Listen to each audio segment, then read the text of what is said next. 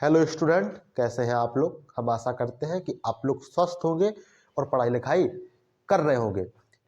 जितने भी हिंदी मीडियम के बोर्ड हैं, चाहे वो जैसे यूपी बोर्ड हो, मध्य प्रदेश बोर्ड हो, बिहार बोर्ड हो, झारखंड हो, राजस्थान हो, जहाँ जहाँ भी हिंदी मीडियम का सिलेबस चलता है, वहाँ के लिए हम लोग आज एक क्लास 10th के बच्चों के लिए नई चीज़ स्टार्ट करने वाले हैं, जिसे बोलेंगे वन शॉट सीरीज। इसमें हम जितने भी भौतिक विज्ञान की जो चैप्टर्स हैं, जहाँ से स्टार्टिंग होती है, जैसे प्रकाश के परावर्तन एवं अपवर्तन से, सारे चैप्टर्स को हम लोग क्या करेंगे, वन शॉट सीरीज में करेंगे, कंप्लीट करेंगे। ठीक है, जिससे कि आप लोग अगर बिल्कुल भी नहीं पढ़े हैं, अगर इन वीडियोस को देख लेंगे पूरा, तो आप लोगों के 90% तक सिलेबस क्या हो जाएगा, पूरा कवर हो जाएगा। बचेगा डेरिवेशंस वगैरह, तो वो लोग आप लोग कर सकते हैं, नहीं तो आपका मैक्सिमम यहाँ पे कवर हो जाएगा। और जो लोग पढ़ चुके हैं तो वो लोग रिवीजन के तौर पे इन वीडियोस को देख सकते हैं। कम से कम छोटी लेंथ की वीडियोस में हम लोग पूरा का पूरा चैप्टर क्या करेंगे, कंप्लीट करेंगे, जैसे हम लोग बोलेंगे वन शॉट सीरीज। तो आज जो टॉपिक्स है हम लोगों का, वो है प्रकाश का परावर्तन। वैसे ये एक चैप्टर है, स्पेशली अगर कोई एनसीईआरटी के अलावा कोई दूसरी रेफरेंस बुक लेते हो तो वहाँ पे प्रकाश का परावर्तन एक अलग चैप्टर है और प्रकाश का अपवर्तन एक अलग चैप्टर है। लेकिन एनसीईआरटी में प्रकाश का परावर्तन एवं अपवर्तन एक में दिया गया है, तो हम लोग प्रकाश का परावर्तन इसमें करेंगे, दूसरे लेक्चर में क्या करेंगे, प्रकाश का अपवर्तन कंप्लीट करेंगे। ठीक है, और बाकी चैप्टर्स को एक एक वीडियो में ही कवर करेंगे। तो आज हम लोगों को देखना है प्रकाश का परावर्तन, कि प्रकाश का परावर्तन होता क्या है। सीधी सी बात है कि अगर कोई चिकनी सतह है, जैसे मान लो कि हमारा कोई दर्पण है, क्या है, दर्पण। जैसे ये क्या है, कोई दर्पण है, इसमें कोई प्रकाश इधर से आएगा और इधर से चला जाएगा टकरा करके। या फिर कोई चिकनी सतह है, जैसे मान लो ये है हमारा बोर्ड है, क्या है, बोर्ड। यहाँ पे कोई प्रकाश इस प्रकार से आया, इस प्रकार से निकल गया, तो ये हो जाता है हमारा प्रकाश का परावर्तन। अब इसकी कुछ कंडीशंस होती हैं, उन्हीं कंडीशंस के ऊपर, कंडीशंस होती क्या है, वो एक्चुअली ऐसा बिहेव ही करता है। प्रकाश किसी चिकनी सतह से टकराएगा तो उसका हम लोगों ने एब्जॉर्वेशन किया, कुछ उसका अध्ययन किया कि कैसे आता है, कैसे चला जाता है, उसी को हम लोग थोड़ा सा यहाँ पे पढ़ेंगे। प्रकाश का परावर्तन क्या होता है, प्रकाश का परावर्तन सीधा होता है, प्रकाश जब किसी चिकनी सतह पे, प्रकाश जब किसी चिकनी सतह से टकराता है तो पुनः अपने मार्ग में वापस चला जाता है, तो पुनः अपने मार्ग में वापस चला जाता है,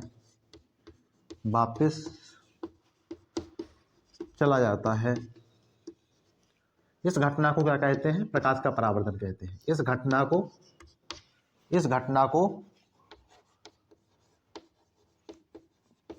प्रकाश का परावर्तन कहते हैं।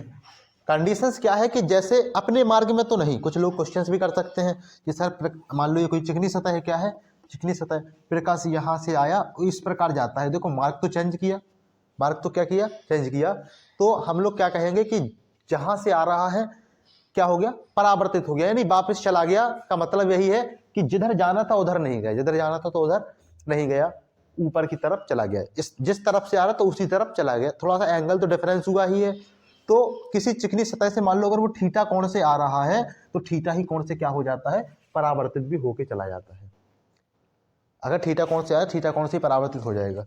अब अगर सतह पे तुम लोग एक 90 डिग्री का एक क्या डाल दोगे, अभिलंब खींच दोगे, 90 डिग्री का अभिलंब खींच दोगे, तो ये टोटल कितना है, 90 है, कितना है, 90। तो जब 90 में से थीटा घटाओगे तो ये वाला एंगल कितना हो गया, 90 माइनस थीटा, और ये भी टोटल 90 है अभिलंब से सतह का। तो जब ये थीटा है तो ये वाला कितना हो गया, 90 माइनस थीटा। अब थोड़ा शब्दावली देखो, आने वाली प्रकाश की किरण को हम लोग बोलते हैं आपतित किरण। क्या बोलते हैं, आपतित किरण को इंग्लिश में बोलते हैं इंसिडेंट रे। क्या बोलते हैं, इंसिडेंट रे। और जाने वाली को बोलते हैं परावर्तित, क्या बोलते हैं, परावर्तित किरण, यानी रिफ्लेक्टेड रे। तो ये जो 90 माइनस थीटा है, अगर हम लोग इसको 90 माइनस थीटा ना लिख करके, 90 माइनस थीटा ना लिख करके यहां पे लिख दे एंगल आई, क्या लिख दे, एंगल आई। क्यों, क्योंकि इंसिडेंट रे और अभिलंब यानी नॉर्मल, अभिलंब के बीच के जो कोण है वो एंगल आई है। वो यहाँ पे 90 माइनस थीटा ना लिख के यहाँ पे लिख दे एंगल आर, एंगल आर। आई बात समझ में? क्यों? क्योंकि रिफ्लेक्टेड रे और अभिलंब के बीच के कोण को आर लिख दिए। क्यों? रिफ्लेक्टेड का आर ले लिए, इंसिडेंट का आई ले लिए। ठीक है।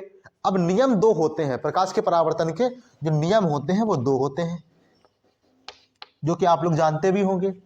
क्या होते हैं? सबसे पहला नियम है कि जो हमारी आने वाली आपतित किरण है, परावर्तित किरण है और अभिलंब है, तीनों एक ही तल में होते हैं। तल में, तल का मतलब क्या है? प्लेन में वो होते हैं, एक ही प्लेन में। जैसे मान लो प्रकाश की, ये क्या है हमारा? एक प्लेन है। ये क्या है? प्लेन है। प्लेन का मतलब होता है कि वो 2D में नहीं है, इमेजरी फॉर्म में है।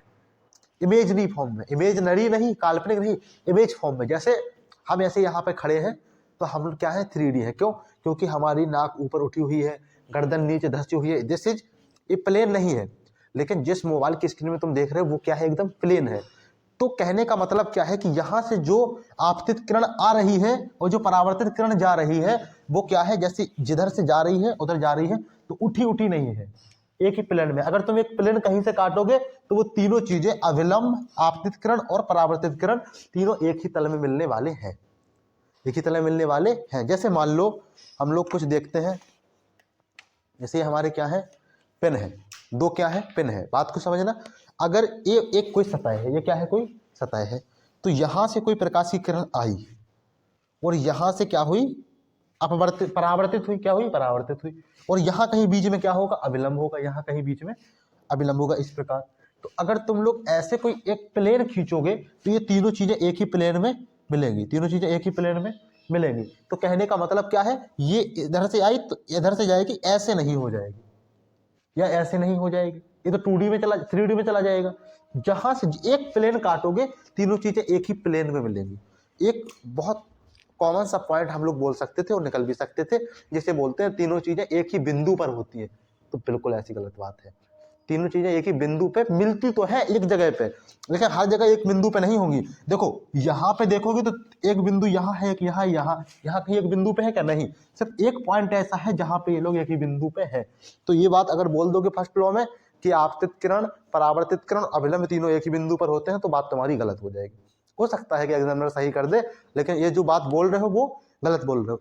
तीनों एक ही तल में होते हैं, तीनों एक ही प्लेन में होते हैं। तो लिख लो आपतित किरण, आपतित किरण, आपतित किरण और परावर्तित किरण, परावर्तित किरण और अभिलंब, और अभिलंब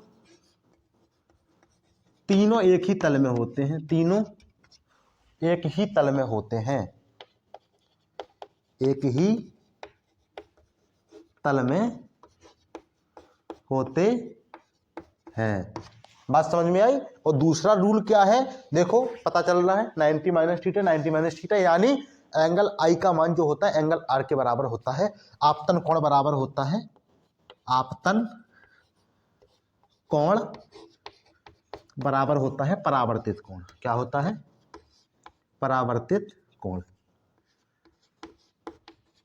परावर्तित कोण, जिसे हम लोग बोलते हैं angle I equal to angle R. ठीक है, angle I equal to angle R. इतनी बात समझ में आई? प्रकाश के परावर्तन की चीजें समझ में आई? क्या होता है कि जो हमारा आपतित किरण होती है और परावर्तित किरण होती है, अभिलंब होती है, तीनों एक ही प्लेन में होते हैं।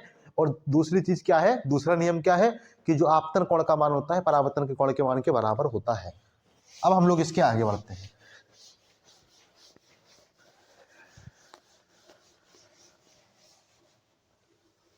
परावर्तन की घटना हम लोगों ने क्यों पढ़ी? हम लोगों ने दर्पण के अध्ययन के लिए पढ़ी। किसके लिए पढ़ी? दर्पण के अध्ययन के लिए। दर्पण के अध्ययन के पहले हम लोग थोड़ा 2-3 चीजें डिस्कस करते हैं। एक होता है हमारा वस्तु। क्या होती है? वस्तु। एक होती है हमारी प्रतिबिंब, प्रतिबिंब। प्रतिबिंब कैसे बनता है? हमारी आंखों में भी प्रतिबिंब बनता है। सोचो क्यों बनता है? किसी भी वस्तु अपने चारों ओर प्रकाश निकालती है। कोई भी वस्तु अपने चारों ओर प्रकाश निकालती है। जैसे मान लो ये वस्तु है, ये क्या है? वस्तु है। यहाँ पे तुम्हारी कोई क्या है? आंख है। यहाँ पे क्या है? आंख है तुम्हारी, देख रही है, आंख ही समझो इसे, आंख ही है। तो ये वस्तु है, तो ये वस्तु अपने चारों ओर प्रकाश निकाल रही है।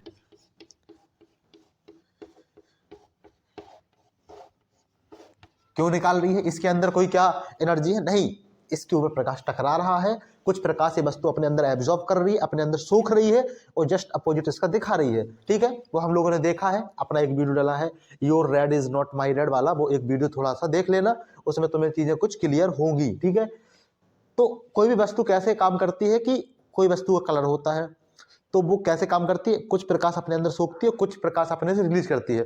जो प्रकाश रिलीज करती है वो चारों डायरेक्शंस में होता है। क्या होता है? चारों डायरेक्शंस में। तुम्हारी आंख इधर है तो तुम क्या कर पा रहे हो? इधर का पार्ट देख पा रहे हो। इधर का पार्ट तुम क्यों नहीं देख पा रहे हो? एक बात समझे, जैसे हम तुमको यहाँ दिख रहे हैं, तुम यहाँ का सामने का तो चीजें देख पा रहे हो, पीछे पीठ देख पा रहे हो क्या? नहीं देख पा रहे। क्यों? क्योंकि पीछे वाला जो प्रकाश है तुम्हारी आंखों तक नहीं पहुंच पा रहा है, आंखों तक नहीं पहुंच पा रहा है। कैसे काम करता है? ये काम करता है, इधर से निकलने वाला टोटल प्रकाश कहीं एक जगह मिलता है, कहीं एक जगह मिलता है, वहां पे बनती है इमेज, वहां पे बनती है इमेज। इमेज क्या होती है? वहां पे वस्तु रखी नहीं होती है, हमें उसकी एक इमेज दिखती है, उसका रूप दिखता है वस्तु का, उसे हम लोग क्या कहते हैं? इमेज कहते हैं। तो जहां पे भी वस्तु से निकलने वाला प्रकाश मिल जाता है वहां बनता है प्रतिबिंब। तो वस्तु तो क्या है? ऑब्जेक्ट है। क्या है? ऑब्जेक्ट है जो प्रकाश निकालता है, जो प्रकाश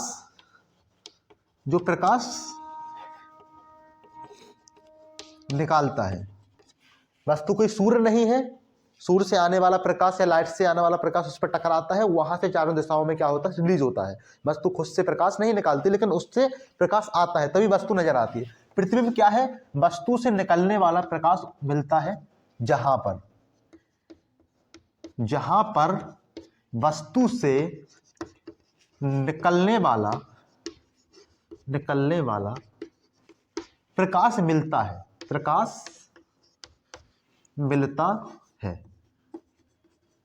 है, वहां प्रतिबिंब बन जाता है, वहां प्रतिबिंब बन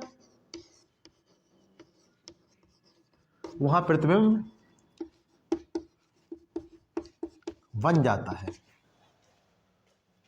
वहां प्रतिबिंब बन जाता है। जहां पे भी वस्तु से निकलने वाला प्रकाश एक जगह मिल गया, वहीं पे प्रतिबिंब बन गया। एक और चीजें होती, एक होता है आभासी प्रतिबिंब। क्या होता है? आभासी प्रतिबिंब। और एक होता है रियल यानी वास्तविक प्रतिबिंब। क्या होता है? वास्तविक प्रतिबिंब। एक होता है आभासी। आभासी का मतलब होता है कि तुम्हें प्रकाश मिलता हुआ प्रतीत होता है, मिलता नहीं है। तो आभासी की बात करोगे तो प्रकाश मिलता हुआ प्रतीत होता है, और वास्तविक की बात करोगे तो वास्तविक के लिए तो यही वाली परिभाषा सिद्ध हो जाएगी कि जहां वास्तविकता में प्रकाश मिलता है वस्तु से निकलने वाला, वह वास्तविक प्रतिबिंब होता है। आभासी प्रतिबिंब जहां प्रकाश मिलता हुआ प्रतीत होता है, जहां प्रकाश मिलता हुआ प्रतीत होता है। जैसे आप लोगों को लगता है कभी कि कोई तुम्हें क्या दे रहा है? धोखा दे रहा है, लेकिन ऐसा सिर्फ तुम्हें प्रतीत होता है, एक्चुअली में क्या होता है कि वो तुम्हें धोखा दे नहीं रहा होता। इस बात को समझो। कई बार ऐसा लगता है कि हमें कोई क्या कर रहा है? धोखा दे रहा है, ऐसा प्रतीत होता है ना। जैसे कभी तुम्हारे मम्मी पापा तुम्हें पीटते हैं तुम्हारे अच्छे के लिए, तुम्हें क्या प्रतीत होता है कि बड़े कुष्ठ लोग हैं भाई, ये लोग क्या है? बड़े कुष्ठ लोग हैं, मार रहे हैं, नफरत कर रहे हैं, लेकिन नहीं, एक्चुअली अंदर से क्या कर रहे हैं? प्यार कर रहे हैं। सिर्फ तुम्हें ऐसा प्रतीत हो रहा है कि वो क्या कर रहे हैं? तुम्हें मार रहे हैं, पीट रहे हैं, तो तुमसे क्या कर रहे हैं? नफरत कर रहे हैं। सेम है कि हमारा जो अवास्तविक यानी जो आभासी प्रतिबिंब होता है वो क्या होता है? हमें प्रतीत होता है कि वहां प्रकाश मिल रहा है, लेकिन मिल रहा होता नहीं है। ठीक है ना? तो जहां प्रतीत हो रहा है वहां पे आभासी, और जहां वास्तविकता मिल रहा है वहां पे वास्तविक। ठीक है? क्योंकि कभी कभी रियल में प्यार बगड़ जाता है ना? जैसे कभी तुम खो गए और फिर मिलो तो गले लग के मम्मी रोने लग जाती है, ये क्या है? ये वास्तविकता में तुम्हें दिखता है कि प्यार है। ठीक है? होता दोनों ही जगह है, तो हम लोग समझे वास्तविक और अवास्तविक यानी आभासी प्रतिबिंब। इसकी जरूरत पड़ेगी, इसीलिए हम लोगों ने इन चीजों को देख लिया है। अब देखो दर्पण। देखो क्या? देखो दर्पण की बात करें तो एक ऐसी युक्ति, जैसे हम लोगों ने सीधा देखा, ये देखो शीशा है, इसमें हम लोग दिख रहे हैं, देखो ये यहाँ पे दिख रहा है, सब कुछ दिख रहा है ना, आगे की चीजें देखो, टेबल्स दिख रही है, फोटोज दिख रही हैं, देखो सरस्वती माँ के दर्शन तुम लोगों को करवाते हैं, देखो हो रही है ना। तो ये सब क्या है, दर्पण है। क्या है, दर्पण, जिसमें एक्चुअली इसके अंदर दिख रही है लेकिन इसके अंदर वो चीज है नहीं। यहाँ पे क्या हो रहा है, प्रकाश, आने वाला प्रकाश मिल रहा होगा या तो मिलता हुआ प्रतीत हो रहा होगा। ठीक है, तो एक बात समझो, दर्पण आखिर है क्या, कैसे बना दर्पण। कोई भी पारदर्शी चीज होगी, कोई भी पारदर्शी चीज में स्पेशली हम लोग कांच ले लेंगे, उसके एक तरफ कलई कर देंगे तो हमें मिलेगा दर्पण। कैसे मिलेगा, देखो मान लो कोई पारदर्शी चीज है, इससे प्रकाश आर पार क्या होता है, गुजरता है। इधर हम लोगों ने क्या कर दी, कलई कर दी। क्या कर दी, कलई कर दी। अब यहाँ पे सोचना कि यहाँ पे कोई वस्तु रखी है, यहाँ पे क्या रखी है, कोई वस्तु रखी है। जैसे इसके तो चारों डायरेक्शन से प्रकाश निकल रहा है, एक हम लोगों ने भेज दिया कि इधर प्रकाश निकला, एक भेज दिया इधर निकला, तो देखो ये तो यहाँ पर टकराया, ये अभिलंब की तरह कार्य किया, ये सतह हो गई, तो थीटा से आई तो थीटा से चली गई, तो इधर से गया तो सीधा टकराया तो सीधा लौट के भी आ गया। अब क्या ये कहीं पे मिलेंगे, ये कहीं पे मिलेंगे नहीं, दूर चले जाएंगे। तो सोचो, इसको हम लोग ऐसा लगता है कि यहाँ पे कहीं पे मिल रहा है, यहाँ पे कहीं पे प्रकाश मिल रहा है, देखो ऐसा हमें सिर्फ लग रहा है, यानी हमें प्रतीत हो रहा है कि यहाँ कहीं प्रकाश मिल रहा है। तो यहाँ जो इमेज बनती है वो बनती है आभासी प्रतिबिंब। तभी समतल दर्पण था जो अभी हम लोगों ने दिखाया है। समतल दर्पण की अगर बात करें, समतल दर्पण की अगर बात करें तो समतल दर्पण में क्या होता है, आभासी प्रतिबिंब बनता है। कैसा बनता है, आभासी प्रतिबिंब बनता है। और आभासी प्रतिबिंब वस्तु के बराबर भी होता है। तो हमें देखते हैं कि जितना बड़ा हमारा सिर दिखता है तो क्या दर्पण में उतना ही दिखता है, बिल्कुल दिखता है, उतना ही दिखता है। एक बात समझ में आई। तो यहाँ पे कंफ्यूज नहीं होना है समतल दर्पण में। तो दर्पण एक ऐसी युक्ति है, दर्पण एक ऐसी युक्ति है जो कि पारदर्शी माध्यम हम लोग क्या कर देते हैं, एक तरफ कलई कर देते हैं। दर्पण किसी पारदर्शी पदार्थ, किसी पारदर्शी पदार्थ के एक तरफ कलई कर देने पर, कलई कर देने पर दूसरा पृष्ठ परावर्तक हो जाता है, परावर्तक हो जाता है, दर्पण कहलाता है, दर्पण कहलाता है। देखो कहने की बात क्या हुई कि ये कोई दर्पण था, ये समतल दर्पण था, इसके इधर कलई किए तो परावर्तक का मतलब क्या है कि प्रकाश आ रहा है उधर की तरफ भेज देगा। तो ये क्या करने लग गया, प्रकाश को रिफ्लेक्ट करने लग गया, प्रकाश को रिफ्लेक्ट करने लगा, यानी परावर्तन की घटना को करने लग गया, क्योंकि प्रकाश अब इधर गुजर नहीं पाएगा। तो इसे हम लोग बोलते हैं दर्पण। क्या बोलते हैं, दर्पण। तो दर्पण हमारे दो प्रकार के होते हैं, दर्पण हमारे दो प्रकार के होते हैं, दर्पण दो प्रकार के होते हैं।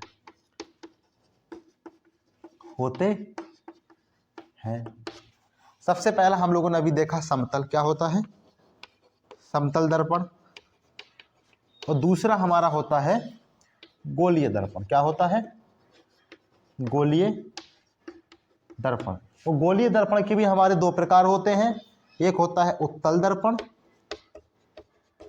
उत्तल दर्पण, दूसरा होता है अवतल दर्पण। हम लोग अभी क्या कर रहे हैं, इन लोगों को कवर कर रहे हैं। पहले हम लोग समतल दर्पण के बारे में थोड़ा थोड़ा देख लेते हैं कि समतल दर्पण आखिर होता क्या है। ठीक है, हेडिंग डाल लेंगे हम लोग अपनी, समतल दर्पण, समतल दर्पण।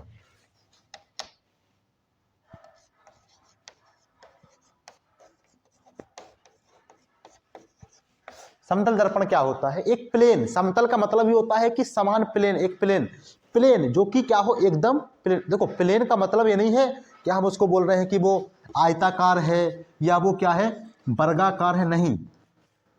प्लेन गोल भी हो सकता है, तुमने शीशा देखा होगा अपना, गोल भी देखा होगा। प्लेन किसी डिजाइन में भी हो सकता है। प्लेन का मतलब है कि 2D में हो, कैसे में हो, 2D में हो। आई बात समझ में। अब प्लेन कैसे होता है, जब कोई प्लेन कांच है, कोई प्लेन कांच है, मान लो ये है प्लेन कांच, ये क्या है, कोई प्लेन कांच, इसके एक तरफ तुमने क्या कर दी, कलई कर दी, तो दूसरा पृष्ठ अपने आप क्या हो गया, परावर्तक हो गया। दूसरा पृष्ठ क्या हो जाएगा, उधर का परावर्तक हो जाएगा। तो हम लोग कहेंगे समतल दर्पण। तो क्या कहेंगे, किसी समतल कांच, किसी समतल कांच के एक पृष्ठ की तरफ, एक पृष्ठ की तरफ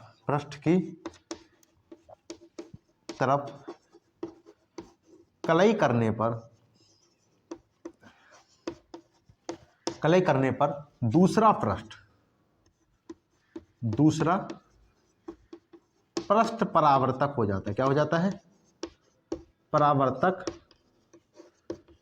हो जाता है। ठीक है, दूसरा पृष्ठ क्या हो जाता है? परावर्तक हो जाता है, समतल दर्पण कहलाता है। समतल दर्पण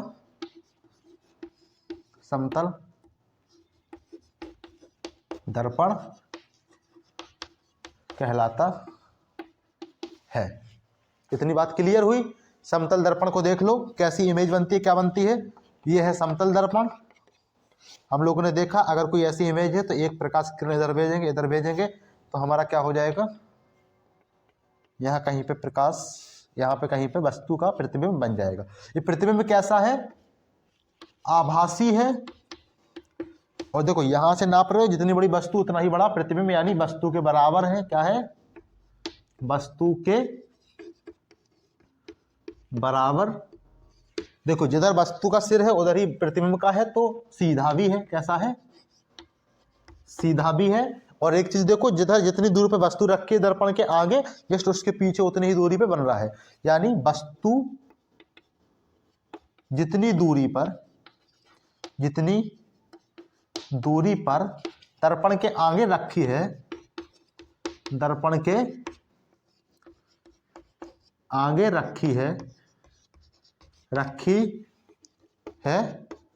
ठीक पीछे, ठीक यानी दर्पण के ठीक पीछे उतनी ही दूरी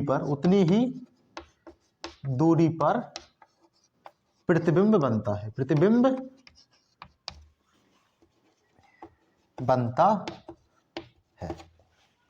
ठीक है, कोई दिक्कत इसमें? कोई दिक्कत नहीं, बात समझ में आई। अब एक छोटा सा स्पेशल नोट देख लो हमारे समतल दर्पण में, जो कि पूछा जाता है। मान लो कि तुम 10 सेंटीमीटर के हो। कितने के हो? 10 सेंटीमीटर के हो। वैसे 10 सेंटीमीटर के कैसे होगे? 15 सेंटीमीटर की तुम्हारी स्केल होती है। मान लो कि तुम 10 सेंटीमीटर के हो, तो तुम्हें अपना पूरा प्रतिबिंब देखना है। पूरा प्रतिबिंब देखना है तो तुम्हें कम से कम 5 सेंटीमीटर का क्या चाहिए? 5 सेंटीमीटर का तुम्हें समतल दर्पण चाहिए, तब जाके तुम अपनी पूरी इमेज देख पाओगे, सिर से लेके पैर तक। कहने का मतलब यह है कि L लंबाई की अगर कोई वस्तु है तो जस्ट उसकी आधी यानी L/2 लंबाई का दर्पण होना चाहिए, तभी पूरा दिखेगा। उससे छोटा दर्पण रहेगा तो प्रतिबिंब पूरा देख नहीं पाओगे। ठीक है ना? कम से कम, ज्यादा से ज्यादा तो कितना भी हो। तो हम लोग नोट डाल के लिखो, नोट डाल के कि यदि L लंबाई की वस्तु का संपूर्ण प्रतिबिंब देखना है, संपूर्ण प्रतिबिंब देखना है तो हमें कम से कम L/2 लंबाई के समतल दर्पण की आवश्यकता होगी। समतल दर्पण की आवश्यकता होगी। समतल दर्पण की आवश्यकता होगी। ठीक है, इसमें कोई दिक्कत? कोई दिक्कत नहीं। अब हम लोग देख लेते हैं गोलीय दर्पण। क्या देख लेते हैं? गोलीय दर्पण।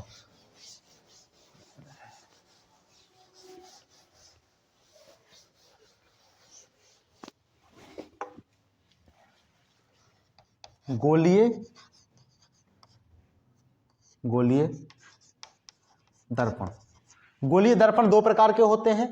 पहले देख लो गोलीय दर्पण होता क्या है। मान लो तुम्हारे पास कोई क्या है, खोखला कांच का गोला है। खोखला कांच का गोला है, उसको तुमने काट दिया। कैसे काटे होगे? जैसे भी काटे होगे, काट दिया मान लो, तो तुम्हारे पास इस प्रकार का कुछ आया, इस प्रकार का कुछ आया। एक भाग फेंक दिए, मान लो एक भाग फेंक दिए। अब तुम्हारे पास इस प्रकार का कुछ है। अब तुम्हारा मन किया कि इसके इस पृष्ठ की तरफ कलई कर दूं, और एक तुम्हारा मन किया कि तुम अपने इस पृष्ठ की तरफ कलई कर दो। तो पृष्ठ के कलई करने के आधार पे जो गोलीय दर्पण होते हैं वो दो प्रकार के होते हैं। बनाया कैसे है गोलीय दर्पण? किसी खोखले कांच के गोले को काट कर उसके किसी एक भाग की तरफ कलई कर दोगे। कलई क्या होती है? कलर होता है, कलर पेंट होता है, ठीक है ना। पेंट में सबसे ज्यादा स्पेशल पेंट कौन सा माना जाता है? हमारा माना जाता है सिल्वरिंग। क्या माना जाता है? सिल्वरिंग। तो हम लोगों ने समझा कि खोखले कांच के गोले को काट के उसके एक पृष्ठ की तरफ कलई कर दोगे तो हमें क्या मिल जाएगा? गोलीय दर्पण मिल जाएगा। देख लो, तो इसकी परिभाषा क्या लिखोगे? खोखले कांच के गोले, खोखले कांच के गोले, कांच के गोले के एक पृष्ठ की तरफ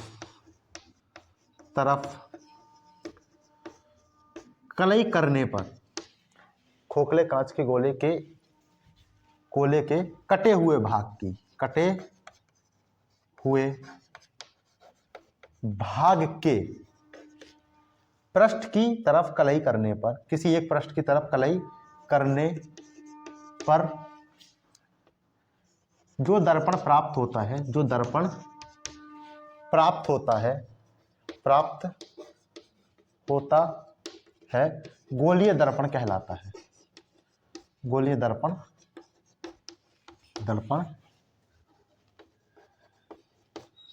कहलाता है। गोलीय दर्पण कहलाता है। गोलीय दर्पण जैसे एग्जाम्पल में लिख लो, एक तो ये होगा, एक तो ये होगा, ठीक है ना। अब गोलीय दर्पण हम लोग जानते हैं दो प्रकार के होते हैं। पहला होता है अवतल दर्पण और दूसरा होता है उत्तल दर्पण। क्या होता है? उत्तल दर्पण। इस बात में कोई दिक्कत इस बात में कोई दिक्कत नहीं। हम लोग पहले अवतल दर्पण के बारे में संपूर्ण डिटेल देख लेते हैं।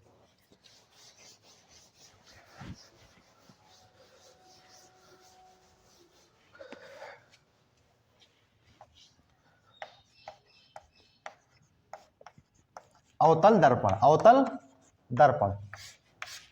क्या होता है? अवतल दर्पण क्या होता है? जब कटा हुआ जो भाग है, कटा हुआ भाग क्या है? ये है, इसके उभरे हुए सतह की तरफ कलई कर दोगे। उभरे हुए सतह मतलब जो उभरा हुआ सतह है, उभरा हुआ तो जानते ही हो यार, उभरा हुआ जो सतह है उसकी तरफ कलई कर देते हो तो धंसा हुआ भाग क्या हो जाता है? परावर्तक हो जाता है। परावर्तक मतलब वो क्या करने लगेगा? प्रकाश को अपनी तरफ भेजने लगेगा जिधर से आ रहा है। अब प्रकाश जब इधर नहीं निकल पाएगा तो कहीं ना कहीं तो जाएगा ही जाएगा, सीधी सी बात है। तो परावर्तक पृष्ठ बन गया। क्या बन गया? परावर्तक पृष्ठ बन गया। तो हम लोग क्या कहेंगे कि गोले के कटे हुए भाग की, उभरे हुए भाग की तरफ खोखले गोले के कटे हुए भाग के उभरे हुए पृष्ठ की तरफ, किसकी तरफ? उभरे हुए पृष्ठ की तरफ कलई करने पर, क्या करने पर? कलई करने पर जो दर्पण प्राप्त होता है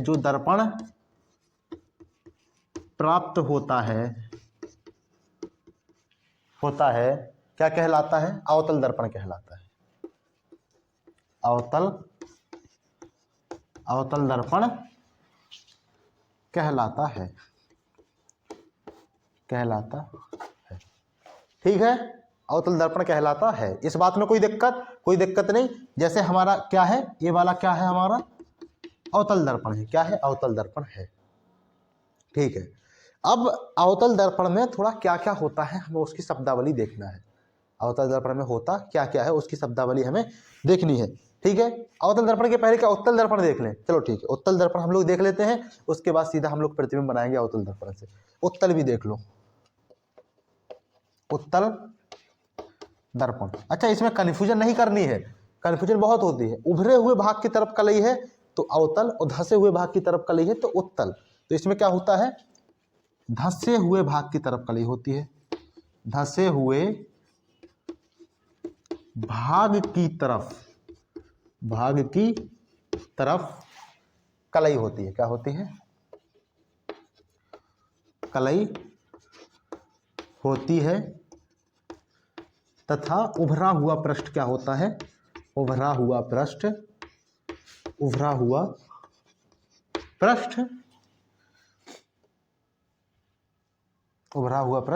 परावर्तक होता है। क्या होता है, परावर्तक होता है। यानी परावर्तन की घटना कौन सा पृष्ठ कर रहा है, उभरा हुआ पृष्ठ कर रहा है, और जो धंसा हुआ पृष्ठ है उसकी तरफ कलई है तो वो उत्तल दर्पण हमारा है। जैसे देखो, धंसे हुए भाग की तरफ कलई है तो उभरा हुआ पृष्ठ क्या करेगा, परावर्तक करेगा।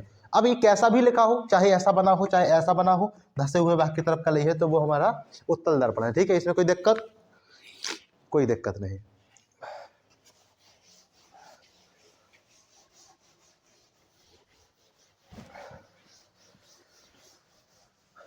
हम लोग वस्तु से प्रतिबिंब बनाने के पहले थोड़ा शब्दावली देखते हैं कि क्या क्या शब्दावली दर्पण में होती है, क्या क्या होती है।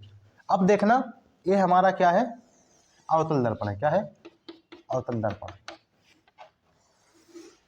ये है। इसमें जो दर्पण के जस्ट बीचों बीच है, ये क्या है हमारा, ध्रुव है दर्पण का। क्या है, ध्रुव। जैसे हम लोग पी से लिखते हैं, किससे लिखते हैं, पी से। और एक और रेखा है जो कि हमारे दर्पण को बीचों बीच से काट रही है, इसको हम लोग कहते हैं मुख्य अक्ष। क्या बोलते हैं, मुख्य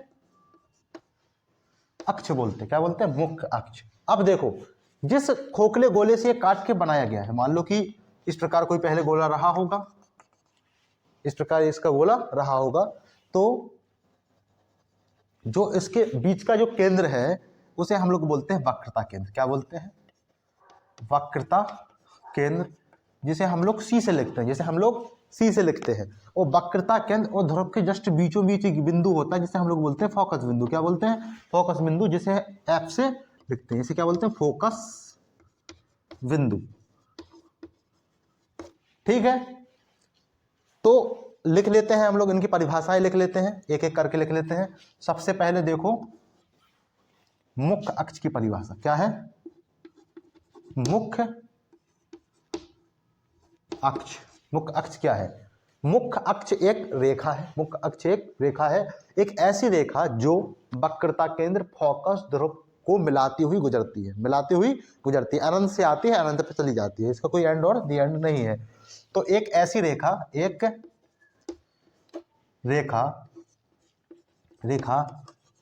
जो फोकस वक्रता केंद्र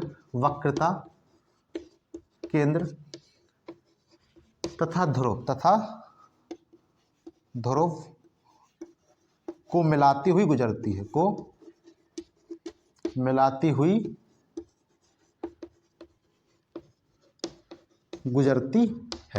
ठीक है, क्या कहलाती है, मुख्य अक्ष कहलाती है। दूसरा देख लो, वक्रता केंद्र क्या है, वक्रता केंद्र उस गोले का केंद्र जिससे काटकर दर्पण बनाया गया है, उस गोले का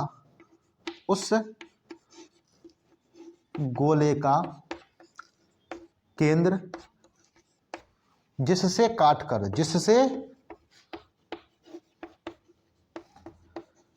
काटकर दर्पण बनाया गया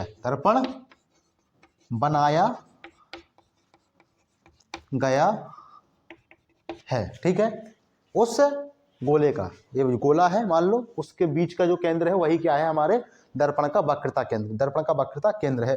फोकस देख लो क्या होता है, फोकस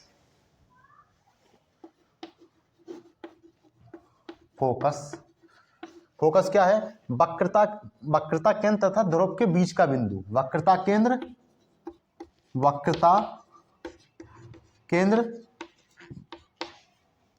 तथा ध्रुव के बीच का बिंदु फोकस कहलाता है। क्या कहलाता है, फोकस कहलाता है। फोकस के बाद हमारा एक ध्रुव बचा है, ध्रुव भी देख लेते हैं। इनको सबको जानते हो, वक्रता केंद्र को C से लिखते हो, फोकस को F से लिखते हो, ठीक है। ध्रुव क्या होता है? ध्रुव एक ऐसा बिंदु, एक ऐसा बिंदु जो दर्पण का मध्य बिंदु होता है। क्या होता है? मध्य बिंदु होता है, जहां से क्या गुजरता है? मुख्य अक्ष गुजरता है। जहां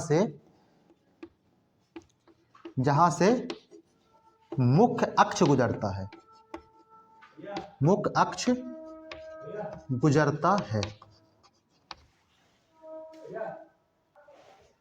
तो हम लोग क्या देख रहे थे, थोड़ा सा कोई आ गया था, ठीक है। एक ऐसा बिंदु जो दर्पण का मध्य बिंदु होता है, जहां से मुख्य अक्ष गुजरता है, जहां से मुख्य अक्ष गुजरता है, उसे हम लोग क्या कहते हैं? ध्रुव कहते हैं। जिसे क्या कहते हैं? ध्रुव कहते हैं।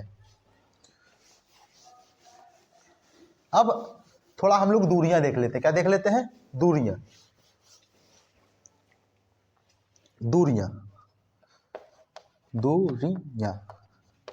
दूरियां क्या होती हैं? दूरियां देखो, फोकस से ध्रुव के बीच की दूरी को हम लोग बोलते हैं फोकस दूरी। क्या बोलते हैं? फोकस दूरी। और वक्रता केंद्र से ध्रुव के बीच की जो दूरी होती है उसे बोलते हैं वक्रता त्रिज्या। क्या बोलते हैं? वक्रता त्रिज्या, जिसे हम लोग R से लिखते हैं। जैसे हम लोग R से इसको लिखते हैं F से। किससे लिखते हैं? F से, हाँ सही है, स्मॉल f से लिखते हैं। इसको किससे लिखते हैं? स्मॉल f से फोकस दूरी को, इसको लिखते हैं वक्रता त्रिज्या को R से। तो देख लो फोकस दूरी क्या होती है? फोकस दूरी, फोकस दूरी को समझो क्या होती है? फोकस बिंदु से ध्रुव के बीच की दूरी। फोकस बिंदु से ध्रुव के बीच की दूरी, ध्रुव के बीच की दूरी को फोकस दूरी कहते हैं। क्या कहते हैं? फोकस दूरी कहते हैं। फोकस बिंदु से ध्रुव के बीच की दूरी को फोकस दूरी कहते हैं। यानी एफ पी बराबर क्या है हमारा? एफ है, फोकस दूरी है, ठीक है। अभी इसमें भी आएंगे कि कौन सी पॉजिटिव होती है, कौन सी नेगेटिव होती है। हम लोग अभी इसके बाद जब चिन्ह वाली देख लेंगे किस में कौन सा चिन्ह लगता है, ठीक है, तो वहां पे हम लोग समझ जाएंगे। उसके बाद वक्रता त्रिज्या देख लो। अभी तो नॉर्मल दूरी देख लो, कहां से कहां की दूरी क्या कहलाती है। वक्रता त्रिज्या देखो, वक्रता त्रिज्या जिसे हम लोग क्या बोलते हैं? R बोलते हैं। वक्रता केंद्र से ध्रुव के बीच की दूरी, वक्रता केंद्र से ध्रुव के बीच की दूरी, ध्रुव के बीच की दूरी वक्रता त्रिज्या कहलाती है। वक्रता त्रिज्या कहलाती है। जैसे समझो CP क्या है? CP, C से लेके P तक की दूरी क्या है हमारी? R है। एक बात समझो, C से P तक की दूरी क्या है? R है। और F से P तक की दूरी F है। तो क्या इतनी आधी नहीं हुई? क्योंकि इन दोनों के जस्ट बीचों बीच क्या है? F है। तो जो फोकस दूरी होती है वक्रता त्रिज्या की आधी होती है। इसको फॉर्मूले बेस में देख लो। वक्रता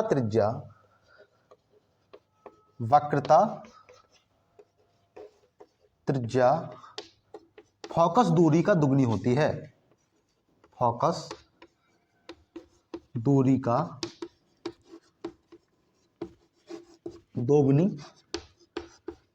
होती है। तो अगर इसी चीज को हम लोग फॉर्मूला बेस में लिखेंगे तो R बराबर, अब देखो वक्रता त्रिज्या क्या है? दोगुनी है और फोकस उसकी आधी है। तो बराबर करने के लिए हमें फोकस दूरी में 2 का गुणा करना पड़ेगा, क्योंकि छोटी वाली को क्या करोगे? 2 से गुणा करोगे तभी तो वो R के बराबर में आएगी।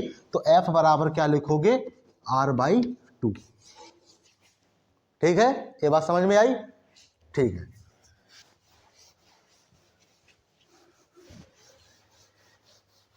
अब एक बात समझो, अवतल दर्पण से प्रतिबिंब का बनना, अवतल दर्पण से प्रतिबिंब का बनना।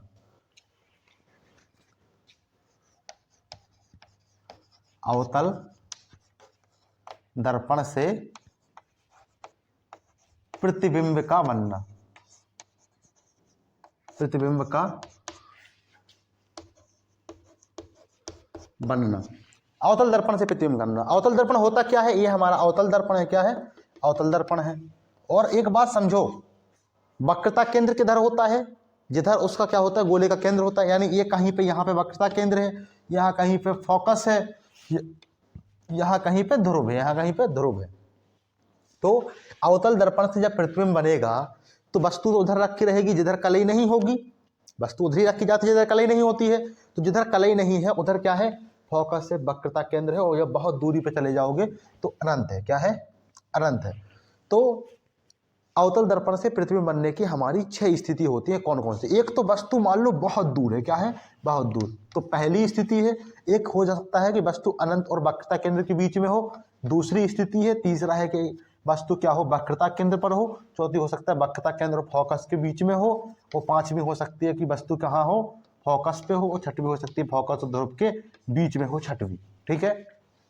तो ये हमारी हो गई अवतल दर्पण से प्रतिबिंब बनने की स्थितियां होंगी। क्या होगी? स्थितियां। अभी जब बनाएंगे तो एक एक स्थिति को डिस्कस कर लेंगे। उत्तल दर्पण से प्रतिबिंब बनने की क्या स्थिति होती है? उत्तल दर्पण से प्रतिबिंब बनने की स्थितियां, बनने की स्थितियां। स्थितियों का मतलब क्या है कि कहां कहां पे वस्तु रख करके तुम प्रतिबिंब बना सकते हो। जब अलग अलग जगह वस्तु रखोगे तो अलग अलग जगह प्रतिबिंब बनेगा, अलग अलग प्रकार का प्रतिबिंब बनेगा। तो हम लोग 6 जगह पे वस्तु को रख सकते हैं। तो हम लोग अवतल दर्पण से जो प्रतिबिंब बनाएंगे 6 ही जगह पे वस्तु को रख के बनाएंगे। उत्तल दर्पण को कैसे बनाओगे? देखो, और उत्तल दर्पण में वक्रता केंद्र किधर होगा, जिधर कलई नहीं है इधर वक्रता केंद्र होगा। फोकस इधर होगा। तो एक बात समझो, इधर कहाँ होगा, यहाँ तो कोई चीज है ही नहीं, वस्तु रखेगी जिधर कलई नहीं है। यानी एक तो हो सकता है कि वस्तु कहाँ हो, अनंत पे हो, पहली स्थिति। एक हो सकता है वस्तु अनंत और ध्रुव के बीच में हो, दूसरी स्थिति। यानी उत्तल दर्पण से प्रतिबिंब बनाने की 2 ही स्थिति हो सकती है। वस्तु को 2 ही जगह पर रख सकते हो। टोटल स्थितियां कितनी है? 8 हो गई। 6 हो गई अवतल की और 2 हो गई उत्तल की। हम लोग प्रतिबिंब बनाएंगे। इसके पहले देख लेते हैं गोलीय दर्पण से प्रतिबिंब बनने के नियम देख लेते हैं। नियम बहुत जरूरी है, नियम से ही हम लोग सारे के सारे प्रतिबिंब बनाएंगे। ये 8 की 8 स्थिति एकदम दिमाग में छप जाएंगी, भूलेंगे ही नहीं, जीवन में कभी नहीं भूलेंगे। ठीक है? तो हम लोग देखते हैं।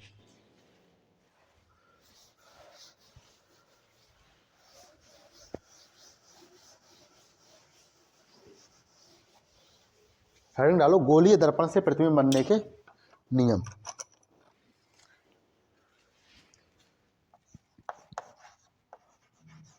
गोलीय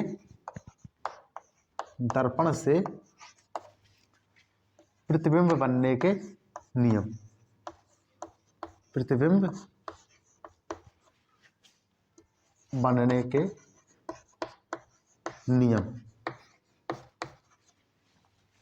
प्रतिबिंब बनने के नियम। तो गोलीय दर्पण से प्रतिबिंब बनने के नियम। पहला नियम, 4 नियम होते हैं। कितने होते हैं? 4 होते हैं।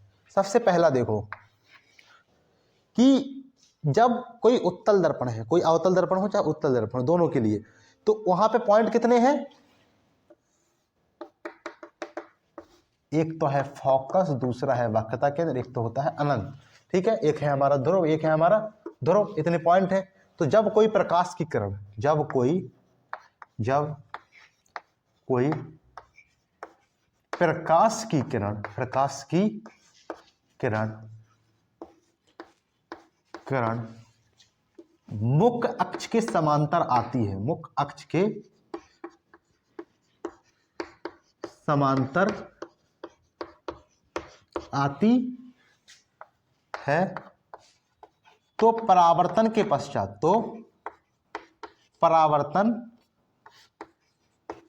पश्चात समांतर तो जानते हो, यानी मुख्य अक्ष के जस्ट समांतर पैरेलल आएगी। तो परावर्तन के पश्चात मुख्य फोकस से जाती है किसमें, अवतल में, किसमें, अवतल में, और या जाती हुई प्रतीत होती है, जाती हुई प्रतीत होती है किसमें, उत्तल में, किसमें, उत्तल में। ठीक है, कहने का मतलब क्या है कि जब कोई प्रकाश की किरण मुख्य अक्ष के समांतर आती है तो कहां से जाती है, मुख्य फोकस से होकर गुजरती है अवतल में, और गुजरती हुई प्रतीत होती है उत्तल में। जैसे समझो, पहले अवतल वाला समझ लो, अवतल दर्पण है, ये मुख्य अक्ष है, यहां से कोई प्रकाश की किरण समांतर आ रही है तो कहां से गुजरेगी, फोकस से गुजरेगी। ठीक है, और दूसरा देखो उत्तल में, देखो यहां कहीं पे फोकस होगा, यहां कहीं पे फोकस होगा, कोई प्रकाश की किरण समांतर आ रही है तो वो तो इधर चली जाएगी, कहां चली जाएगी, इधर चली जाएगी, तो उसे क्या होगा, ऐसा लगेगा कि वो मुख्य फोकस से होकर गुजर रही है। ठीक है, तो ऐसा प्रतीत होगा, ऐसा लगेगा कि वो मुख्य फोकस से गुजर रही है, लेकिन अवतल में एक्चुअली में गुजरेगी। ठीक है, दूसरा नियम देखो,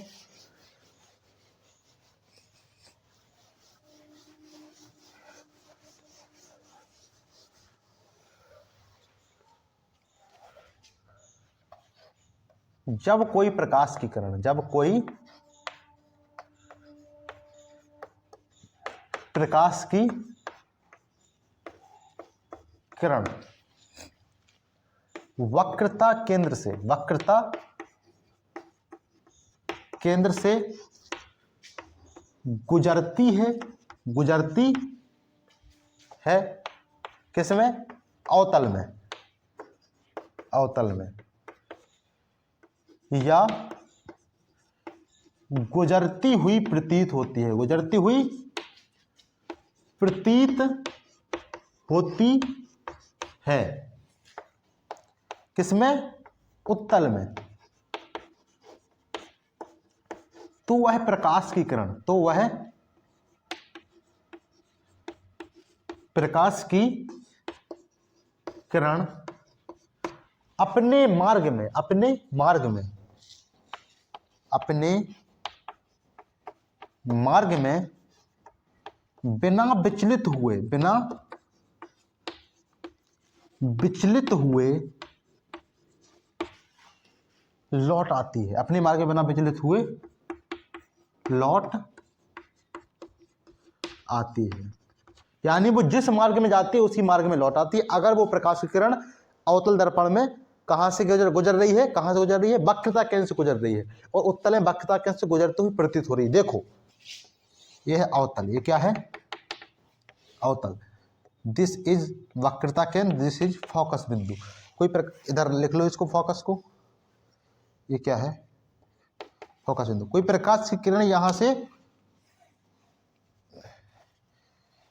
से गुजर रही है तो ये क्या करेगी, अपने मार्ग में वापस लौट आएगी बिना विचलित हुए। और यही बात अगर उत्तल के लिए हो रही होगी तो क्या होगा, ये मान लो फोकस है, ये मान लो वक्रता केंद्र है, कोई प्रकाश किरण इस प्रकार आ रही है कि लग रहा है कि वो किस पे गिर रही है, वक्रता केंद्र पे गुजर रही है, तो वो भी अपने मार्ग में वापस लौट जाएगी। ठीक है, कोई दिक्कत है इसमें, कोई दिक्कत नहीं।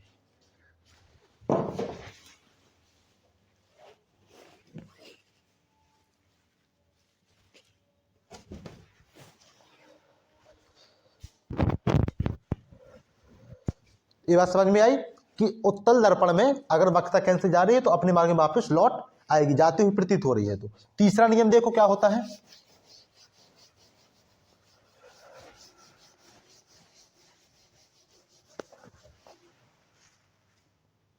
तीसरा रूल देखो, जब कोई प्रकाश की किरण, जब कोई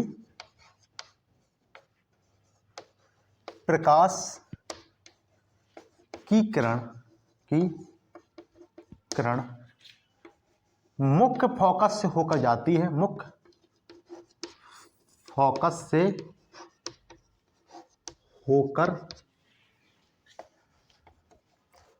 जाती है, अब एक्चुअली में किस में जाती है, अवतल में, अवतल में, हकीकत में किस में जाती है, अवतल में, तथा जाती हुई प्रतीत होती है, जाती हुई प्रतीत, प्रतीत यानी किसमें, उत्तल में, किसमें, उत्तल में। तो क्या होगा, जब कोई प्रकाश किरण मुख्य फोकस से होकर जाती है अवतल में, जाती हुई प्रतीत होती है उत्तल में, तो वह मुख्य अक्ष के समांतर हो जाती है। तो वह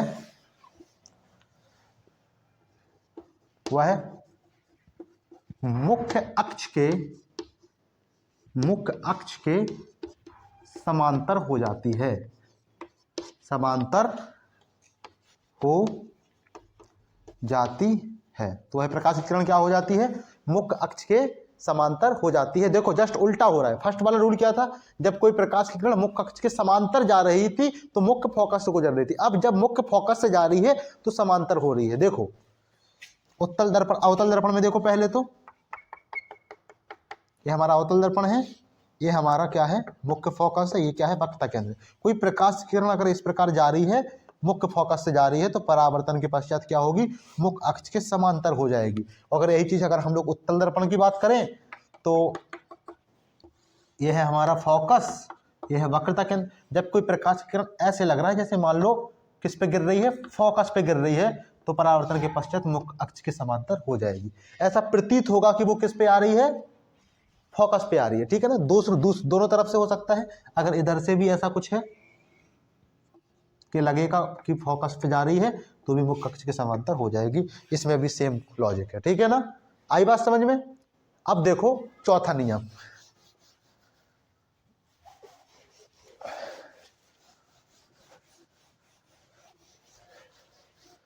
ये दोनों के लिए ही सेम है, दोनों के लिए ही सेम है, यहां प्रतीत वाला कोई लॉजिक नहीं है।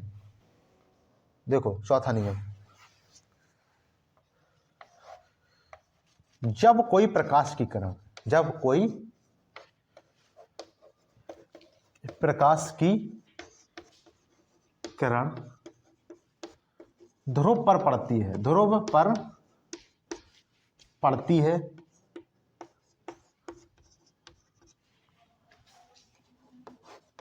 तो वह परावर्तन के नियमों का पालन करती है, परावर्तन के नियमों का पालन करती हुई, पालन करती हुई परावर्तित होती है, करती हुई, परावर्तन के नियमों का पालन करती हुई परावर्तित होती है। तथा एक काम और कर लो कि मुख्य अक्ष नॉर्मल की तरह बिहेव करेगा, किसकी तरह, कि मुख्य अक्ष अविलंब का कार्य करता है। किसका कार्य करता है, अविलंब का कार्य करता है। देखो कैसे, अवतल दर्पण में देखोगे फोकस, वक्रता केंद्र, यह है ध्रुव। कोई प्रकाश किरण इस प्रकार ध्रुव से गिरी, अगर थीटा कोण पे गिरी तो थीटा कोण से ही जाएगी। क्यों, क्योंकि ये मुख्य अक्ष क्या है हमारा, अविलंब है, ये आपतित किरण, ये परावर्तित किरण। क्यों, क्योंकि यही क्या है हमारा, परावर्तन के नियम है कि जो कोण ए होगा वही कोण ए होगा, यानी जिस कोण से गिरेगी उसी कोण से क्या होगी, परावर्तित भी होगी। उत्तल में देख लो, उत्तल में भी सेम लॉजिक है कि जिस कोण से आएगी उसी कोण से क्या हो जानी है, परावर्तित हो जानी है। ठीक है ना, ठीक है। अब देखो अवतल दर्पण से प्रतिबिंब का बनना, अवतल दर्पण से प्रतिबिंब का बनना।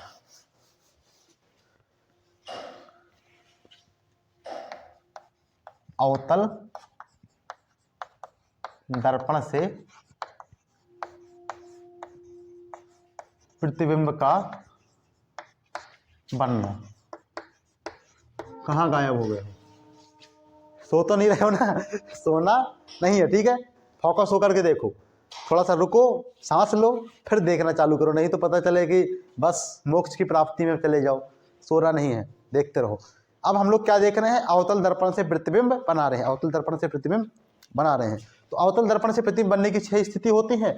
सबसे पहली स्थिति में बनाते हैं, सबसे पहली स्थिति में जब वस्तु अनंत पे हो, जब वस्तु कहाँ हो, अनंत पर हो। अनंत पर हो। देखो जब वस्तु अनंत पे होगी तो पहले हम लोग बना लेते हैं अवतल दर्पण। क्या होता है कि जिसके उभरे हुए भाग की तरफ कलई होती है, मुख्य अक्ष, फोकस, वक्रता केंद्र, और यहाँ कहीं अनंत पे वस्तु रखी है। अनंत कौन सा बिंदु है? अनंत एक ऐसा बिंदु है कि मुख्य अक्ष से आने वाली सारी की सारी प्रकाश किरण समांतर आने लग जाए। अगर थोड़ी बहुत भी तिरछी है तो इतनी दूर हो कि वो आती आती क्या हो जाए, ऊपर से गुजर जाए, कुछ नीचे से गुजर जाए, दर्पण से ना टकराए। ठीक है, प्रकाश की किरणें, तो सारी की सारी प्रकाश की किरणें क्या हो, मुख्य अक्ष के समांतर हो। सोचो जब सारी की सारी प्रकाश की किरणें मुख्य अक्ष के समांतर हैं तो क्या होना है, फर्स्ट रूल के अकॉर्डिंग समांतर होती हैं तो प्रकाश के परावर्तन के पश्चात मुख्य फोकस से होकर के गुजरेंगी, मुख्य फोकस से होकर के गुजरेंगी। और जो भी हमारा प्रतिबिंब की साइज नापी जाती है वो नापी जाती है मुख्य अक्ष से। जैसे देखो मुख्य अक्ष से वस्तु की ऊंचाई इतनी है, तो यहाँ देखो कहीं पे ऊंचाई दिख रही है, नहीं, यानी बहुत छोटा है, बिल्कुल पॉइंट की तरह है। क्या हकीकत है प्रकाश की किरणें मिल रही हैं? तो तुम कहोगे एक्चुअली में मिल रही है। और जब वास्तविक प्रतिबिंब होगा तो हमेशा वो उल्टा होगा। तो देखो कहाँ बनना है प्रतिबिंब, कि जब वस्तु अनंत पर है तो प्रतिबिंब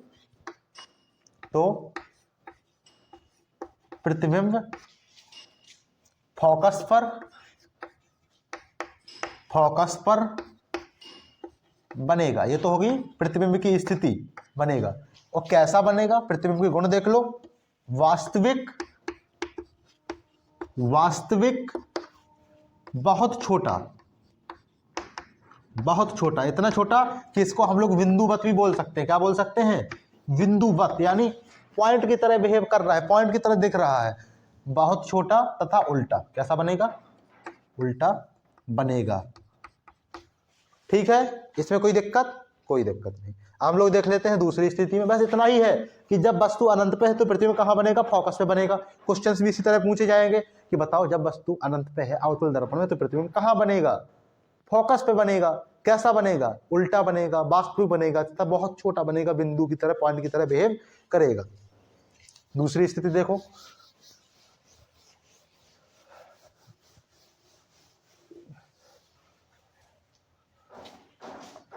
जब वस्तु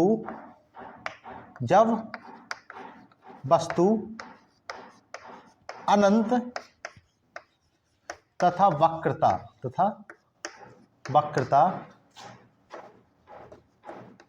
केंद्र के बीच हो,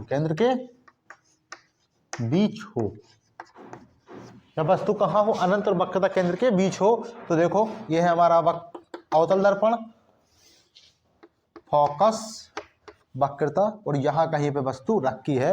अब देखो तुम्हें रूल पता है, चारों रूलों में से कोई भी रूल लगा दो, बस सटीक तरीके से लगाना, कि तुम चाहे वक्रता से भेद दो, तुम चाहे फोकस से भेद दो, तुम चाहे समांतर भेद दो, चाहे तुम ध्रुव से भेद दो, कहीं से भी भेद दो। अगर तुमने सही डायग्राम बनाया है तो तुम्हारा प्रतिबिंब जहां बनेगा वो सही बनेगा।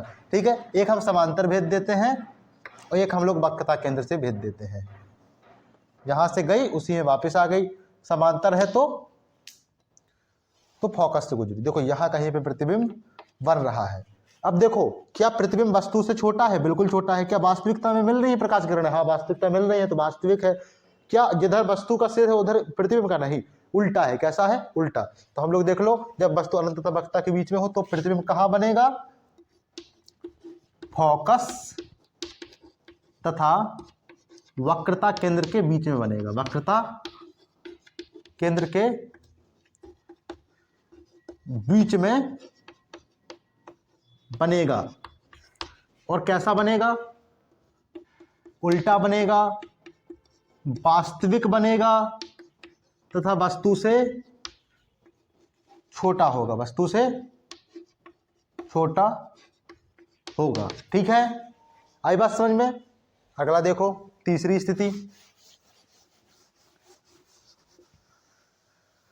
जब वस्तु वक्रता केंद्र पर हो, जब वस्तु वक्रता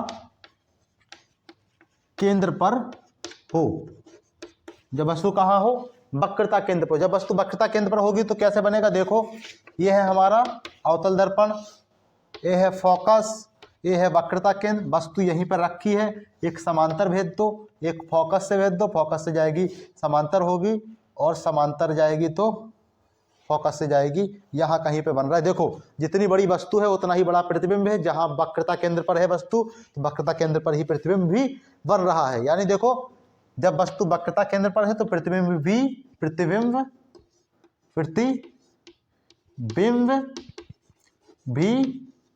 वक्रता केंद्र पर ही बनेगा, वक्रता केंद्र पर ही बनेगा।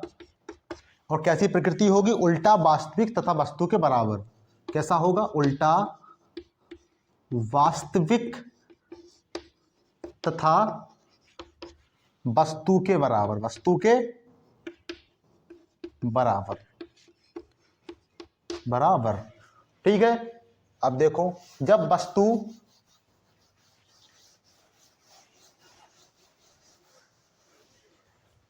कितनी स्थिति हो गई? 3 हो गई, अनंत, अनंत और वक्रता के बीच में और वक्रता पे। अब चौथी स्थिति देखो, जब वस्तु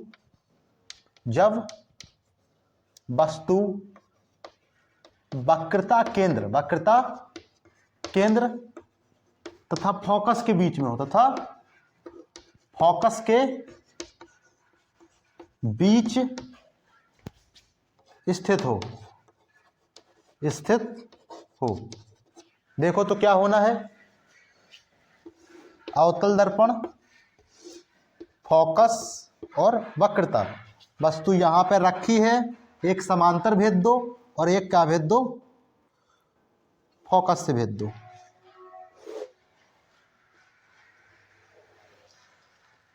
देखो यहां पे प्रतिबिंब बनेगा। कैसे बनेगा?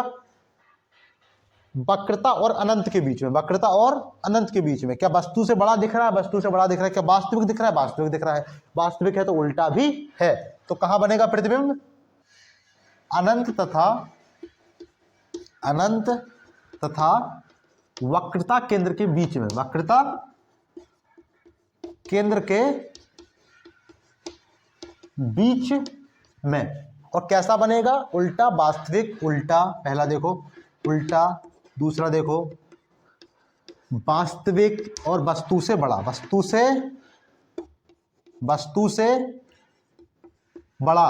से बड़ा बनेगा। ठीक है।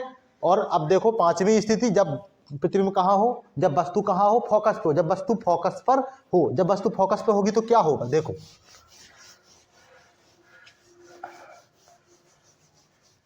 जब वस्तु फोकस पे हो, पांचवी स्थिति, जब वस्तु फोकस पर हो। जब वस्तु फोकस पे होगी तो क्या होगा? देखो जब वस्तु फोकस पे होगी तो ये देखो हमारा क्या है? अवतल दर्पण है, ये है फोकस, ये है वक्रता केंद्र, ये क्या है? अनंत है। वस्तु फोकस पे रखी है तो हमारे पास सिर्फ 2 ही चांस है, एक तो समांतर भेद दो, एक तो ध्रुव से भेद दो। कहां से भेद दो? ध्रुव से। ठीक है, सही बात है, भेज दिए। अब देखो ये धीरे धीरे क्या हो रही हैं? पास में जा रही हैं। क्या हो रही हैं? पास में चली जा रही है। तो एक समय ऐसा आएगा जब अनंत पे मिल जाएंगी। जब अनंत पे मिल जाएंगी तो देखो अनंत पे क्या बनेगा? प्रतिबिंब बहुत ज्यादा बड़ा बनेगा। कैसा बनेगा? बहुत ज्यादा बड़ा बनेगा और वास्तविक बनेगा, क्योंकि प्रकाश की किरणें वास्तविकता में मिल जाएंगी। इतना बड़ा बनेगा प्रतिबिंब कि हमें देखने में भी बहुत दिक्कत होगी, अच्छे से दिखेगा नहीं। जैसे हम लोग बोल देते हैं विवर्धित बनेगा। कैसा बनेगा? विवर्धित। विवर्धित का मतलब क्या है? कि उसके कुछ कुछ पार्ट देख पाएंगे, क्योंकि हमारी आँख की भी तो क्षमता है ना, कितनी बड़ी वस्तु देख पाएगा। तो एक समय पूरी नहीं देख पाएगा, यानी इतना बड़ा प्रतिबिंब बन जाएगा कि हमारी आँख पूरा नहीं देख पाएगी, यानी विवर्धित दिखेगी। कैसे दिखेगी? विवर्धित। तो देख लो, जब वस्तु फोकस पर हो तो प्रतिबिंब अनंत पर बनेगा। क्या बनेगा? अनंत पर बनेगा। कैसा बनेगा? वस्तु से बड़ा, वस्तु से बहुत बहुत बड़ा, वस्तु से बहुत बहुत बड़ा तथा विवर्धित, उल्टा तथा वास्तविक। इतनी कोई बात दिक्कत इसमें? कोई दिक्कत नहीं। अब हम लोग देखते हैं छठवीं स्थिति अपनी क्या है। छठवीं स्थिति है क्या?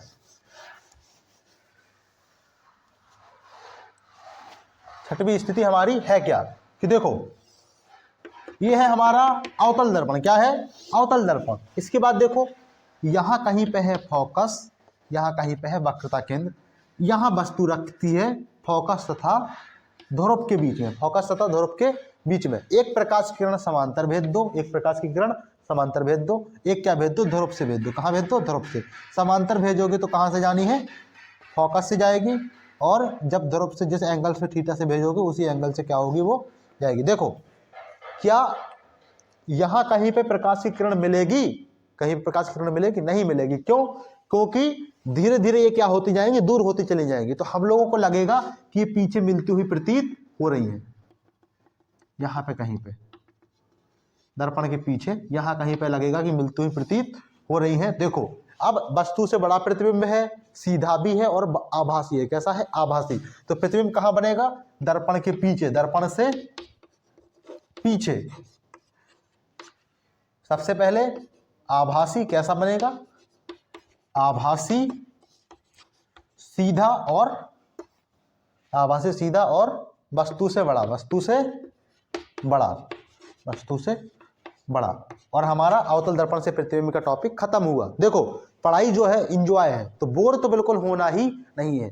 पढ़ाई में भी धीरे धीरे गेम की तरह लो, एक पढ़ाई को अपने गेम की तरह लो। गेम में जैसे होता है ना कि एक स्टेज के बाद उसमें कठिनाई बढ़ती चली जाती है, और तुम लोग क्या करते हो, जब एक लेवल के पार तुम्हें थोड़ा कठिन लगने लगता है, एक आध बार तुम उसको नहीं कर पाते हो, तुम उसको छोड़ देते हो।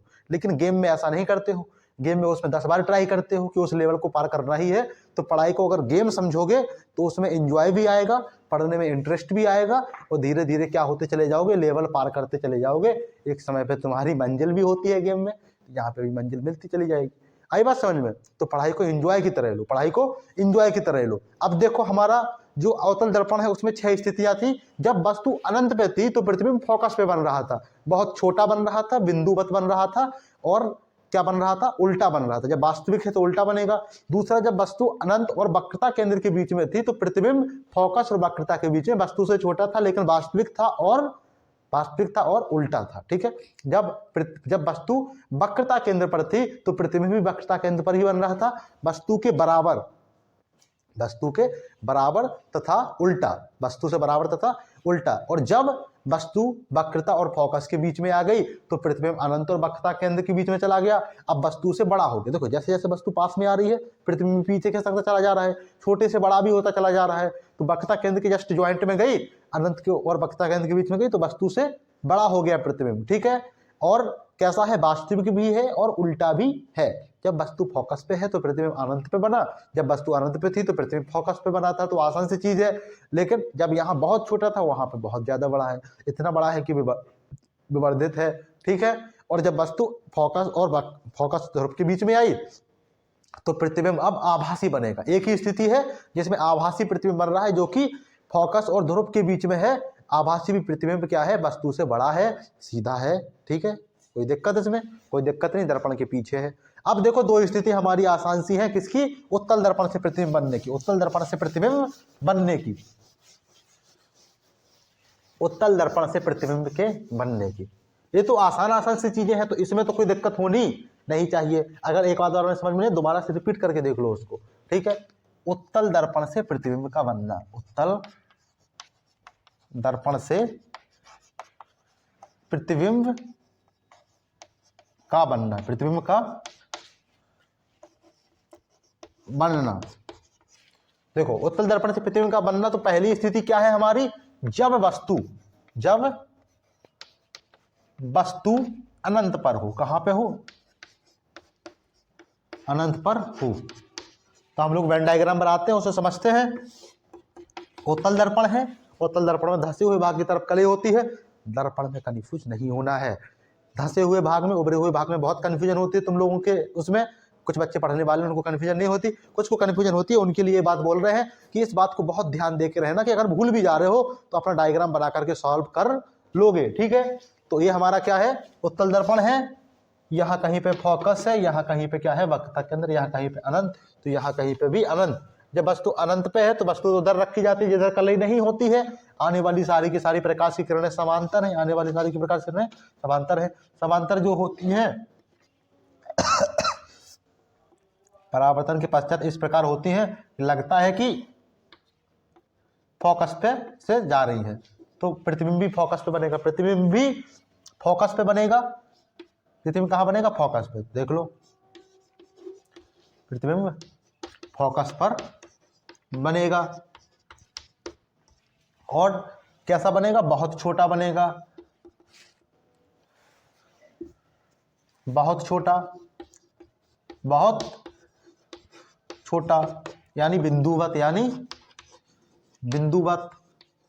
और एक और चीज देखो कि यहाँ पे, क्या यहाँ पे जो प्रतिबिंब बन रहा है वो वास्तविक बन रहा है? नहीं बन रहा है, क्योंकि वास्तविकता है प्रकाश की किरणें मिली ही नहीं, वो तो इधर चली गई, तो आभासी बन रहा है। कैसा बन रहा है? आभासी, आभासी। और जब आभासी बन रहा है तो सीधा बन रहा है। कैसा बन रहा है? सीधा बन रहा है, सीधा, सीधा। कोई दिक्कत इसमें? कोई दिक्कत नहीं, ठीक है। दूसरी स्थिति हम लोग देखते हैं, जब वस्तु अनंत तथा ध्रुव के बीच में हो, जब वस्तु अनंत तथा ध्रुव के बीच में हो, जब वस्तु अनंत तथा ध्रुव के बीच स्थित हो। देखो, जब वस्तु अनंत तथा ध्रुव के बीच में है तो ये है हमारा उत्तल दर्पण। क्या है? उत्तल दर्पण। यहाँ कहीं पे फोकस और यहाँ कहीं पे वक्रता केंद्र, यहाँ कहीं पे अनंत। वस्तु कहीं यहाँ मान लो कि यहाँ उपस्थित है, एक समांतर भेद दो और दूसरी भेद दो ध्रुव से, ठीक है। तो समांतर है तो सीधी इधर, समांतर है तो ऐसे चली जाएगी, ठीक है। तो लगेगा कि कहाँ से जा रही है? फोकस से जा रही है। तो ऐसी जाएगी तो यहाँ कहीं पे मिलेगी, यहाँ कहीं पे मिलेगी। ये बन रहा है प्रतिबिंब। कैसा बन रहा है? फोकस और ध्रुव के बीच में, फोकस और ध्रुव के बीच में। प्रतिबिंब कहाँ बन रहा है? फोकस तथा ध्रुव के बीच। कहने का मतलब क्या है कि जब वस्तु अनंत, यानी अनंत तथा ध्रुव के बीच में है तो प्रतिबिंब भी फोकस और ध्रुव के बीच में बनेगा। कैसा बनेगा? देखो, आभासी बनेगा, सीधा बनेगा, वस्तु से छोटा बनेगा। कैसा बनेगा?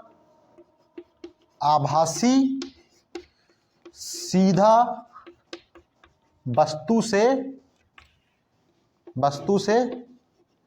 छोटा, वस्तु से छोटा, ठीक है, सही है।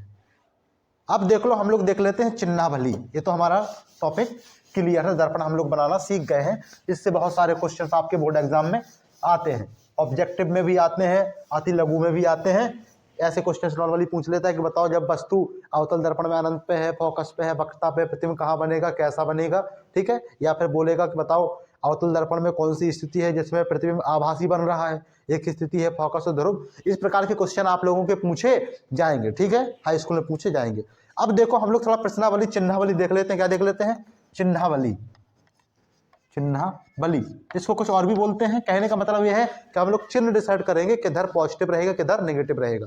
अब एक देखो, कोई भी एक दर्पण ले लो तो तुम्हें समझ में आ जाएगा। हम लोग उत्तल ले लेते हैं, अवतल ले लेते हैं।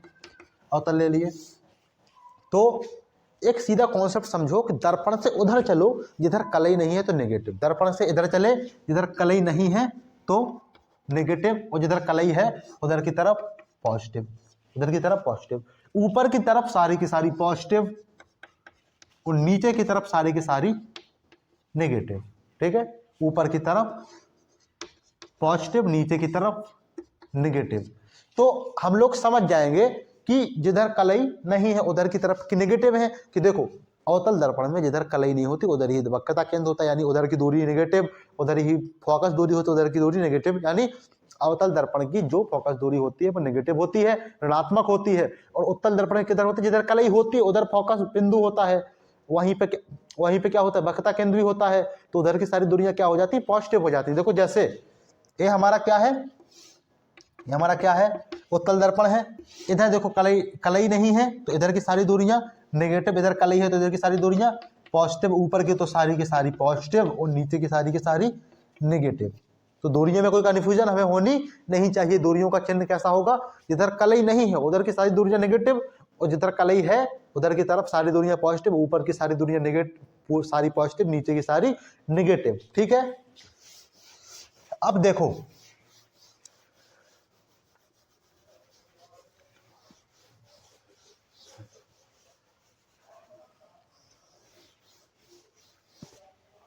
अब देखो दर्पण सूत्र, क्या देखो, दर्पण सूत्र।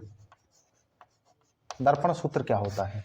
दर्पण सूत्र का हम लोगों को डेरिवेशन करना नहीं है, सीधा देखना है कि दर्पण सूत्र होता है 1/v plus 1/u equal to 1/f। यहाँ पे v u तथा f क्या है? यहाँ पे v है प्रतिबिंब की स्थिति, प्रतिबिंब की स्थिति। प्रतिबिंब की स्थिति का मतलब क्या है कि ध्रुव से जहां प्रतिबिंब बना है वहां की दूरी, यानी ध्रुव से जहां प्रतिबिंब बना है वहां की दूरी, जहां प्रतिबिंब बना है उसकी दूरी, उसकी दूरी। जैसे देखो, जब वस्तु कहां पे थी? वक्रता केंद्र पर थी, तो प्रतिबिंब भी कहां बन रहा था? वक्रता केंद्र पर ही बन रहा था। तो यहां पे v का मान भी क्या हो जाएगा? वक्रता त्रिज्या हो जाएगी, ठीक है। और u का मान भी क्या हो जाएगी? वक्रता त्रिज्या। तो यहां पे देखो u क्या है? वस्तु की स्थिति। u क्या है? वस्तु की स्थिति, वस्तु की स्थिति, ठीक है। जो कि क्या है? u ध्रुव से जहां वस्तु रखी है उधर तक की दूरी। और f क्या है? f क्या है? फोकस दूरी। क्या है? फोकस दूरी, ठीक है। अब अगर तुम्हें f की जगह पे r के पॉइंट पे रखना है तो r के पॉइंट पे रख लो, नहीं तो r दिया होगा, सीधा क्या कर दोगे? बटे 2 करके फोकस दूरी निकाल लोगे, ठीक है। अब एक पॉइंट देखो, आवर्धन। क्या देखो? आवर्धन। आवर्धन, आवर्धन क्या होता है? आवर्धन, आवर्धन क्या होता है? आवर्धन हमें यह दिखाता है कि जो प्रतिबिंब है वस्तु से कितने गुना बड़ा है, कितने गुना छोटा है, और जो प्रतिबिंब है वो कैसा है, वो कैसा है, आभासी है कि वास्तविक है। तो आवर्धन हमें क्या बताता है कि प्रतिबिंब वस्तु का कितना गुना है, वस्तु का कितना गुना है, ठीक है। तो प्रतिबिंब m बराबर, प्रतिबिंब को हम लोग m से लिखते हैं, m होता है प्रतिबिंब जितना बना है उसके बटे में o, यानी I/o, ठीक है। और इसको हम लोग देखते हैं h'/h भी देखते हैं। h' क्या है? प्रतिबिंब की ऊंचाई, प्रतिबिंब की साइज, प्रतिबिंब की साइज। और h क्या है? वस्तु की साइज, वस्तु की साइज। अब देखो, यानी वस्तु की ऊंचाई, वस्तु कितना लंबा है, कितना चौड़ा है। और एक इसी में आ जाता है m बराबर -v/u, ये भी m का फॉर्मूला होता है, ये भी m का फॉर्मूला होता है।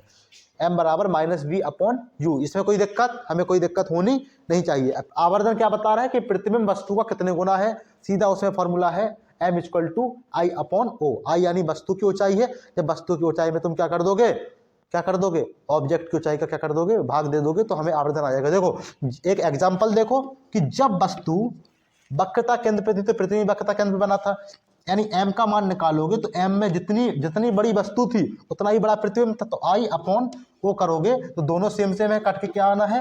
1 आना है। क्या आना है? 1। तो जब वस्तु कहाँ रहती है, कहाँ रहती है?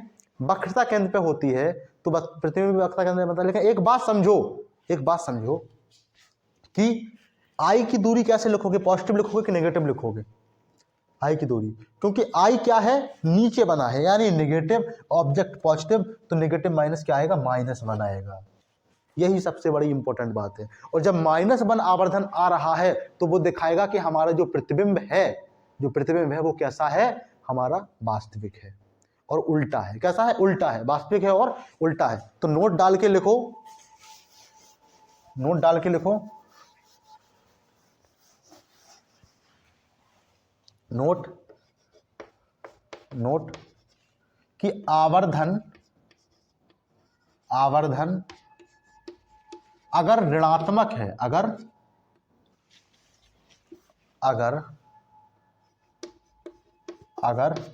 ऋणात्मक यानी नेगेटिव है तो प्रतिबिंब उल्टा होगा। तो प्रतिबिंब वास्तविक होगा या उल्टा होगा? वास्तविक या उल्टा होगा। या क्या मतलब? और भी लिख सकते हो, और लिखो यहाँ पे, या की जगह पे और उल्टा होगा, क्योंकि जो वास्तविक होता है वही उल्टा होता है, उल्टा होगा।